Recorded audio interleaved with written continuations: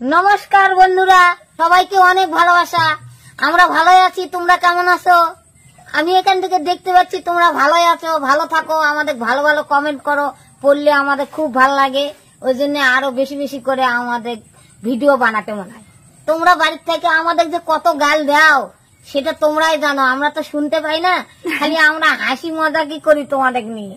আমি গাল খাই না, আমার মনে হয় আমার মা গাল খায়, কারণ আমার মা কিপটা শাশুড়ি তো। তোমরা অনেকে জানতে চেয়েছো যে আমি শ্বশুর বাড়িতে থাকি না কেন। এটা বলাই স্বাভাবিক, কারণ সবার মনে এটা হবে যে বিয়ে হয়ে গেছে অথচ শ্বশুর বাড়িতে কেন থাকে না। বললে তো অনেক কিছুই বলা যাবে, কিন্তু কি আর বলবো শ্বশুর বাড়ির কথা, কারণ বর তো আমার সঙ্গেই থাকে। তো সর্বমোট যেন যে আমাদের বিপদে কেউ আমাদেরকে দেখেনি। আমি তো বলেছিলাম ব্লগে সবকিছু, বাবার মৃত্যুর ঘটনা। তারপরে যখন আমরা মামার বাড়িতে থাকতে ধরলাম, তারপরে আমার বরের সঙ্গে আমাদের পরিচয় হয়। তারপরে তো যেভাবে হোক বিয়ে হয়ে গেল। বিয়ে হয়ে যাওয়ার পর শ্বশুর শাশুড়িরা আমাদের বলতে, মাকে তো বাঁচতই না, মায়ের কথা বাদই দাও, মানে মা যে কোনো একটা মানুষ সেটা কেউ মনেই করে না, আর আমাকেও ভালোবাসতো না। আমার শাশুড়ি আগে থেকে বলেছিল যে ওকে মেনে নেব না। বাড়িতে দুই মা বেটার কি ফাইট হয়েছিল আমরা জানি না, মানে আমাদের সেই সূত্রে দেখাশোনা করে বিয়ে না, প্রেম করেই বিয়ে। প্রেম একটু একটু দেখাশোনা সব মিলিয়ে আর কি। কেন প্রেম বললাম একটু, কারণ আমার মাকে আমি সব কথা বলি, জানা পরিচয় হওয়ার পর আমি সব কথা মাকে বলেছিলাম। সেই জন্য প্রেমটার প্রেম থাকলো না, দেখাশোনাও হলো, প্রেমও হলো। কিন্তু ওর বাড়িতে কি সমস্যা হচ্ছিল ওগুলো কিন্তু আমাদের কেউ বলেনি। বাড়িতে কিভাবে মানুষকে মানিয়ে নিয়েছে ও জানে। তখন তারপরে তো বিয়ে হয়ে গেল। আমার মা বারবার ওদের বাড়িতে যেতে চেয়েছিল, কিন্তু বলেছে যে যেতে হবে না, আমি সবকিছু ঠিকঠাক করে নেব। তো তারপরে তো বিয়ে হওয়ার পরে আমার শ্বশুর মোটামুটি যা ছিল ছিল, ওই সবাই একই। আর তবুও মানে অতটা খ্যাচ করে না, আমার শ্বশুর ঠিকঠাকই ছিল, যে থাকলে থাকুক, না থাকলে না থাকুক। অতটা যে থাকলে গাল দিতে হবে, না থাকলে কিছু বলতে হবে, ওরকম কিছু না। একসাথে যদি কোনো কিছু ভুল করেছি তো বকেছে, আর যদি ভুল না করি তো বকেনি। আর আমার শাশুড়ি সবসময় মানে খোটা মোটা হেনা তেনা এগুলো দিতে থাকে, তার জন্য আমি থাকি না, থাকতে আমার ভালো লাগে না। তার কারণও আমি জানি, কারণ আমার মা দান ধান দিতে পারেনি। মা কিন্তু আগে বলেছিল যে আমরা কিছু দিতে পারবো না। ওইটা ওরা ভেবেছিল হয়তো যে আগে তো মানুষ বলে যে কিছু দিতে পারবো না, পরে কিছু না কিছু দেয়। কিন্তু আমরা আমাদের যে টাকা উঠে গেছে, আমরা অ্যালকেমিস্ট করেছিলাম, ওই জমি জমা বিক্রি করে সব টাকাগুলো দিয়ে অ্যালকেমিস্ট নামে একটা সংস্থা আছে, ওখানে করেছিলাম। আমার মায়ের মামা শ্বশুর নিজের ওইটা করিয়ে দিয়েছিল যে করো বৌমা, কিচ্ছু হবে না, কোম্পানি উঠবে না। আমাদের যা কিছু জমি ছিল ওই 3.5 বিঘা জমি বিক্রি করে আমরা ওই 1,70,000 টাকা হয়েছিল, ওই টাকাটা আমরা অ্যালকেমিস্ট করেছিলাম। তো বিয়ের মানে যখন আমাদের পরিচয় হয় তখন ওঠেনি কিন্তু কোম্পানিটা। তারপরে যখন বিয়ে হবে তার কিছুদিন আগে কোম্পানিটা উঠে যায়। সেই জন্য আমার মা আগেই বলে দিয়েছিল। সেটা ওই বাড়িতে কতটা সত্যি বলেছে জানি না। রেজিস্ট্রি হয়েছিল তখন আমার মা নিমন্ত্রণ করেছিল আমার শাশুড়িকে, বলেছিল আমি যাব, কিন্তু আসেনি। তাতেও আমরা বুঝতে পারিনি কি ব্যাপার। আর বারবার করে আমার বর বলে যে যেতে হবে না, হয়তো বাড়িতে প্রবলেম ছিল, বুঝতে পারছিল যে আসলে হয়তো বুঝতে পেরে যাবে আমার মায়েদের মনোভাব, ওই জন্য যেতে দেয়নি। আর অনেক মানুষদের বলার ছিল যে ওখানে জানি আমার মা বিয়ে না দেয়, মানে ভাঙানোর চেষ্টা করছিল ওর মা। তো যাই হোক, তবুও তো ভাঙেনি, বিয়ে হয়ে গেছে। বিয়ে হয়ে যাওয়ার পরেও ওই একই ব্যবহার থেকে গেছে। প্রত্যেক দিন ওই কোনো কিছু নিয়ে খোটা দান ধান, হয় না যে কিচির একটা ভাব। কিন্তু এমনটাও বেশি কিছু না যে থাকতে পারবো না, এরকম না।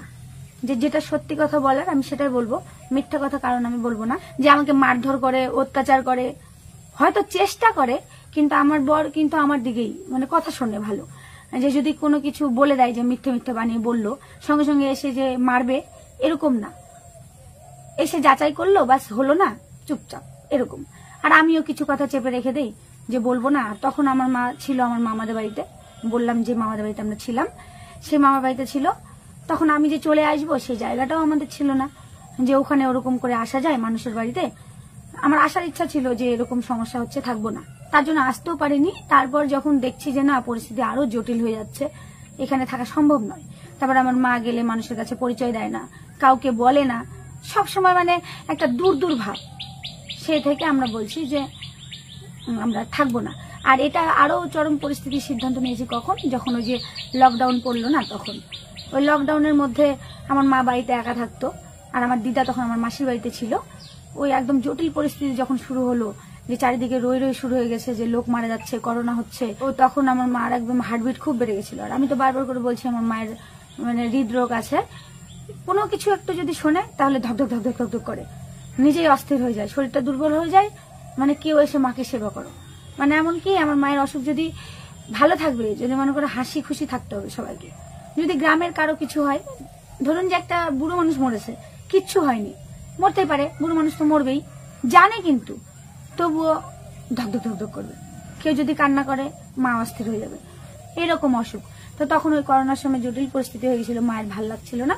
তখন আমি আবার এখানে এসেছিলাম, ওই বাড়িটা তখন আমরা করতেছিলাম, যখন এই বাড়িটা করছি সেই বাড়িটা। আর তার আগে আমি মাকে বলেছিলাম যে মা এখানে থাকা সম্ভব হবে না, তুমি একটা জায়গা কেনার ব্যবস্থা করো, আমরা 2 মা বেটি একসঙ্গে থাকবো, আমি এখানে থাকবো না। তো জায়গা মা আগেই কিনেছিল, আর ওই করোনার মধ্যে তার বাড়ি করা কেবল হয়ে গেছে, আগে বছরই হয়ে গেছে, হয়ে গেছে, কিংবা কিছু একটু বাকি আছে, করছি থাকছি এরকম, এই হবে হয়তো হয়ে গেছে, আমরা আছি। তখন আমার মার একবারে খুব হার্টবিট বেড়ে গেল। আমার বর তখন বাড়িতে ছিল, ও তখন ফোন করলে বললো যে এভাবে থাকতে হবে না, তোমরা আমাদের বাড়িতে চলে এসো। আর আমরা তো জানি যে ভালোবাসে না। তখন আমি বললাম যে না, তোমার মা বাবা রাগ করবে, আমি যাব না। তখন বললো কি যে না, রাগ করবে না, আর আমাদের বাড়িতে তো ঘুমটি, বের হওয়া যায় না। আর আমার মা ভয়েতে আমাকেও বের হতে দিচ্ছে না, মাও বের হচ্ছে না, যে বাইরে বের হলেই নাকি জীবাণু এসে ধরবে, করোনা হবে, এরকম। আর আমার মায়ের অসুখ দেখে মা জানি নিশ্চিন্তে থাকে, আরামে থাকে, জানি হার্টবিটটা একটু ভালো থাকে, এজন্য আর আমিও বের হচ্ছি না যে মা শান্তিতে থাক। তখন ওই বললো কি ওভাবে আর বাড়ির ভিতর বন্দি কি থাকা যায়, আর আমাদের বাড়িটা বড়, ওদের বাড়ি অনেক বড়, স্কুলের মতো বড়, তাহলে তোমরা এখানে এসে থাকো, একসঙ্গে থাকলে ভালো লাগবে। আমি মা বাবাকে বলেছি। তখন বলে তো আমাদেরকে নিয়ে গেল পুলিশকে বলে, রাস্তা একদম ফাঁকা, পুরো কোনো গাড়ি ঘোড়া নেই, ওভাবে তো চলে গেলাম। চলে যাওয়ার পর আমরা ওখানে 15 দিন ছিলাম, যে 15 দিন চলে গেলাম, আর সঙ্গে সঙ্গে গাড়ি ঘোড়া বন্ধ হয়ে গেল। 15 দিনের জন্য বললো যে আর কোনো বাস টাস যাবে না। তারপরেও তো 1.5 মাস বুঝে ছিল, তাই না, শুধু 15 দিন না, ওইরকম ছিল। তখন ওই 15 দিনটা যখন খুব জটিল ছিল পরিস্থিতি, তখন আমরা বলছি যে যাওয়ার, ওখানেই ছিলাম ওইটুক টাইম, ওই 15 দিন না 16 দিন হবে। তো তখন আমরা যেরকম ব্যবহার দেখেছি, ব্যবহারগুলো খুবই খারাপ, মানে চোখে দেখা যায় না, সহ্য করার মতো নয়। তখন আমরা মা বেটি সিদ্ধান্ত নিয়ে এসে যে এখানে থাকা হবে না, এখানে আমার আর থাকাই যাবে না, তো আমরা কি করব, আমাদের বাড়িতে চলে আসবো। ওই জন্য ওই লকডাউন পার হয়ে গেছে, 15 দিন পরে, সেদিন বুধবার ছিল, আমরা চলে এসেছি। লকডাউন পার হয়েছিলাম, হ্যাঁ তাও চলে আসছি। হ্যাঁ লকডাউন মানে, হ্যাঁ আমি ভুল বললাম, লকডাউন পার হয়নি, মানে ওই 15 দিন পরে যেই জটিল পরিস্থিতিটা, এটা একটু হালকা হয়েছিল। তখন আমরা শুধু আমার বরকে বললাম যে আমাদেরকে মোটরসাইকেল করে রেখে এসো, তখন ওই এসে আমাদের বাড়িতে রেখে দিয়ে চলে গেছে। ওরা থাকতে চেয়েছিল, তখন আমি বললাম যে তুমি থেকো না, কারণ তোমার বাবা মা তখন বলবে যে নিয়ে চলে গেল আমার ছেলেকে, কারণ ওদেরও একটা ছেলে আর কেউ নেই। আমি চেয়েছিলাম যে ওরা সংসারটা করুক, আর আমরা এখানে মা বেটি একাই থেকে যাবো, মানে ডিভোর্স দিয়ে দেবো আর কি, এরকম।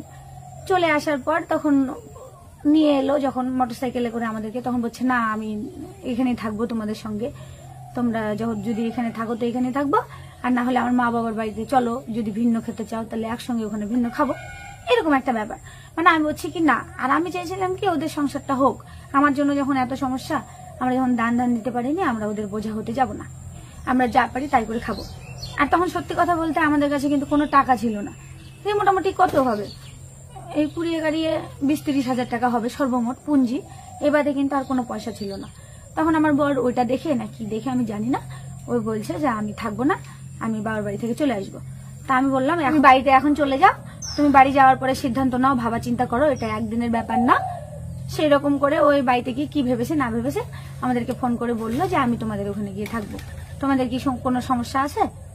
তখন আমরা বললাম যে দেখো আমাদের এখানে যদি তুমি থাকো, আমার মা বললো তোমাকেই তাহলে সংসার চালাতে হবে, আর একটা ছেলে মানুষ যদি বাড়িতে থাকে তার সংসার খরচা কিন্তু আলাদা হয়, আর মেয়ে মানুষ যদি থাকি কষ্ট নষ্ট করে চলে যায়, এক তরকারি খেয়ে হয়ে যায়, রাত্রেবেলাতে সেদ্ধ খেয়ে নিলাম, এরকম করে আমরা চলে যেতাম কষ্ট নষ্ট করে।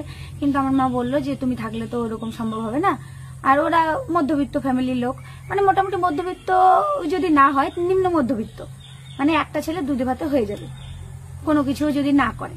আর আমার শাশুড়ি অঙ্গনারী দিদিমণি চাকরি করে, আর আমার বর তো সিভিকের চাকরি করে, তো হয়ে যেত, ওদের ভালো আছে, ওই জন্য তো পাইনি, জন্যই তো এত রাগ। আমার মা বললো যে তাহলে তুমি সংসার যদি চালাও তাহলে আসতে পারো, কেননা আমাদের টাকা পয়সা নেই, আমরা একজন অত বড় মানুষকে চালানো আমাদের সম্ভব নয়। আর আমার বর আগে থেকেই চাকরি বাকরি করে নিয়ে এসে যা কিছু বেতন পেত আমাকেই কিন্তু দিয়ে দিত, কোনোদিনও ওর মাকে দেয়নি, যেটা সত্যি সেটাই। ওদের ভরা সংসার আছে, আমাকে দিত। সেই হিসাবে আমি যদি ওখান থেকে 200 কি 500 টাকা মাকে কোনোদিন দিয়েছি, আমি কিন্তু কোনোদিনও দেইনি। এই কোনোদিনও এলে 200-100 টাকা দিলাম, সেটা আলাদা কথা। দিলেও কিন্তু আমি কোনোদিনও হিসাব নেয়নি যে দিয়েছো কিনা, কি টাকা কি করলে, যেটা হিসাব নেয়নি সেটাই। কোনোদিনও বলেনি যে কি হলো টাকাগুলো, ওই যা লেগেছে দিয়েছি। আর আমার অসুখ হয়েছিল, আমাদের অনেক সমস্যা ছিল, মানে 4 আনা টাকাও যে আমরা খরচা করবো এদিক ওদিক ঘোরা ফেরা, কোনো কিছু এক্সট্রা খাবার দাবার, সেগুলোও তখন হয়নি, কারণ এতটা টান মান দিয়ে তখন চলছিল। তখনও কিন্তু কেউ আমাদেরকে হেল্প করেনি, যে বাড়ি থেকে কোনো টাকা পয়সা দেয়নি যে নেও এভাবে চলো।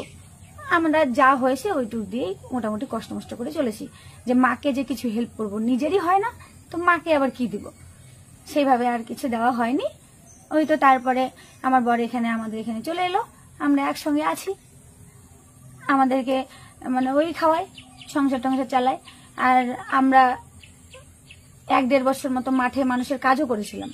আমার মা প্রথমে যখন আমরা চলে আসি মামার বাড়িতে, তখন আমার মা করতো মানুষের ধান লাগানো, যা কিছু লাগে। আমরা যখন শহরকুড়িতে ছিলাম, আমাদের বাড়ি ঘর সব ছিল, আমাদের কিন্তু মানুষের কাজ করতে হয়নি, সেভাবে হয়নি। মোটামুটি মানে যদি করতে চাই যে করলাম, ওটা স্বাদের লোভে বলে যে একটু টাকা হবে এই হিসাব। আর যখন মামার বাড়িতে চলে এলাম, তখন মানে সংসার চলে না, না করলে হবেই না। আমি পড়াশোনা করি, ওই 1700 টাকা করে আমরা পেতাম, ওই টাকা দিয়ে চলে না, পড়াশোনা গাড়ি ভাড়া। তখন আমার মা কিন্তু মানুষের কাজ করতো পেটের দায়ে।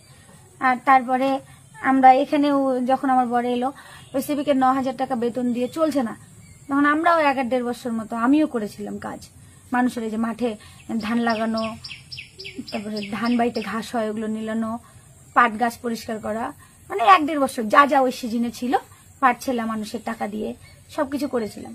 তারপর আমার বর বলছে যে আমাদের তো ফ্যামিলিটা একটু অন্যরকম, এরকম যদি কাজ টাজ করলে আমার মান সম্মান যাচ্ছে, তার কেন দরকার নেই, এই সিভিক দিয়ে যা হচ্ছে এইভাবে কষ্ট মষ্ট করে খাওয়া যাক, তোমরা আর মাঠে কাজ করো না, অন্য কিছু করার চেষ্টা করো। তারপরে কি করব, অনলাইনে একটা দোকানে আমার কাছে খোঁজ এসেছিল, আমাদের গ্রামের একটা মামা বলেছিল যে কাজের একটা লোক ফাঁকা আছে, করবি নাকি। তো কম্পিউটার চালানো, আমি আবার কম্পিউটার একটু একটু জানি, কিন্তু এখন মনে নেই, তখনও মনে ছিল না, স্কুলের ব্যাপার একটু একটু করে জানতাম, দেখিয়ে দিলে পারবো। তখন আমি গিয়ে দোকানটাতে বললাম অনলাইনের সবকিছু, ওই যে কাজ হয় না, ওই যে বলে না তথ্য মিত্র কেন্দ্র, ওখানে সবকিছু যোগাযোগ করতে হয়, ভোটার কার্ড, আধার কার্ড, এগুলো সব কাজ। তখন গিয়ে বললাম লোকটাকে, ওই লোকটা তপনেই বাড়ি, ওর নাম আমি বলবো না, কারণ আমি বলতে চাই না ওরকম দুষ্টু লোকের নাম, আমি চাই না যে মানুষের কাছে খারাপ হোক মানুষ। আমাকে বলেছে তো ওখানে গিয়েছিলাম অনলাইন দোকানে, বললাম যে আমি করব, আমি কিন্তু জানি না, দেখে দিলে পারবো। তখন সবকিছু কাজে কিন্তু এক সাইড মানুষ জানলে আর এক সাইড জানে না, ওই অনলাইনের কাজ কি আমি কোনোদিন করেছি যে জানবো। তখন বললো যে ঠিক আছে তুমি করো, আমরা দেখে দেবো। তখন কয়েকদিন করলাম, ভালো পারতাম না, 1-1.5 মাস মোটামুটি হয়ে গেল, কিছু কিছু শিখতে শুরু করে দিয়েছি। মনে করো যে পরের মাস থেকে হ্যাঁ ঠিকঠাক বেতন পাবো, বলেছিল যে কাজ করতে পারলে 5000 টাকা করে বেতন দেবো। তা আমি ভাবলাম যে 5000 টাকা করে পেলে আমাদের অনেক হয়ে যাবে, ওই 5000 টাকা আর এদিকে 9000 সব মিলে আমাদের সংসারটা ভালো চলবে। তখন আমি হ্যাঁ বলে দিলাম। তখন 1.5 মাস পরে যাওয়ার পরে যখন বেশি কাজ একটু শিখতে শুরু করে দিয়েছি, ওই লোকটা হয়তো বুঝতে পেরেছে, মালিকটা আমার মানে জেঠুর বয়সী হবে, আমার বাবার থেকেও অনেকটা বড় হবে। তখন বেতন আসার টাইমে মানে 1-1.5 মাস খেটেছি, কিছু না কিছু তো দিতে হবে, বুঝতে পেরেছে। তখন বলছে যে আমার সঙ্গে প্রেম করতে হবে, তাহলে তোমাকে মাস গেলে ঠিকঠাক টাকা দেবো, আর না হলে কাজ করে এখানে কোনো মূল্য পাওয়া যাবে না। তখন তো আমার মন খুবই খারাপ হয়ে গেল। ওই দিন চলে এলাম, বাড়িতে এসে বললাম, আর গেলাম না। আমাকে আর কেউ যেতেও বলেনি, আমার বাড়ির মানুষ কেউ খারাপ না, আমার মাও খারাপ না, আমার বড় খারাপ না যে বলবে যে তাও যাও। তখন আর যাওয়া হলো না। তখন দেখলাম যে বাইরের জগৎটা খুবই খারাপ, কি আর করা যাবে, মানে পরিস্থিতি আরো জটিল হয়ে যাচ্ছে, টাকা খুবই কম, আর আমার মায়ের হার্টের অসুখ, আর অনেক অসুখ আছে আমার মার।